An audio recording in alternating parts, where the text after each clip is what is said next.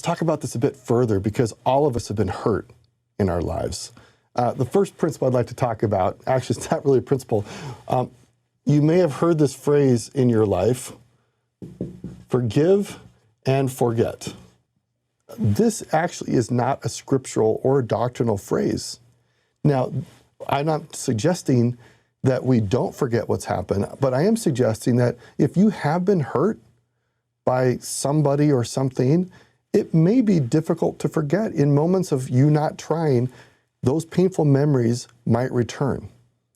And we don't need to burden ourselves to believe that we are bad if these thoughts and the reminder of pain comes back in our lives. I mean, our bodies are designed to remember pain because it keeps us safe from experiencing those things again. So if you feel burdened by this idea, I encourage you to think about what God has suggested and what God teaches, that His love is sufficient for all.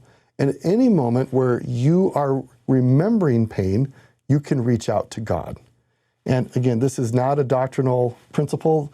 This is not in scriptures.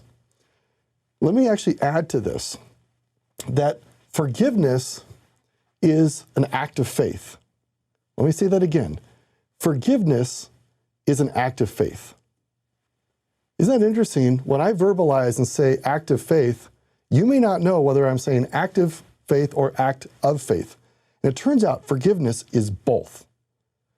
Every time you have an opportunity to forgive somebody, it is an act of faith.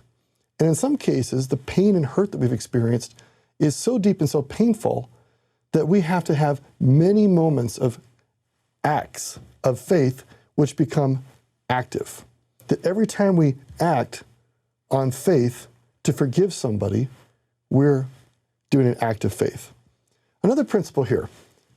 In the gospel, there are two key principles. There's repentance, and as we've mentioned, forgiveness. Repentance allows you to heal from things that you've done wrong, hurts that you've caused yourself or possibly to others. Repentance allows you to access the atonement of Jesus Christ for pain that you have caused. Forgiveness allows you to access the atonement of Jesus Christ for pain other people have caused you. Isn't that beautiful?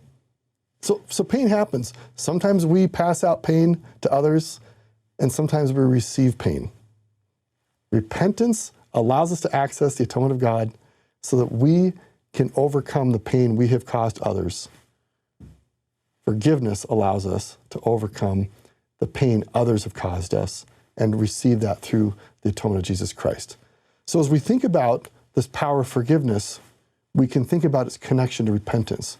And then finally, I want to just talk about these two other words that we have seen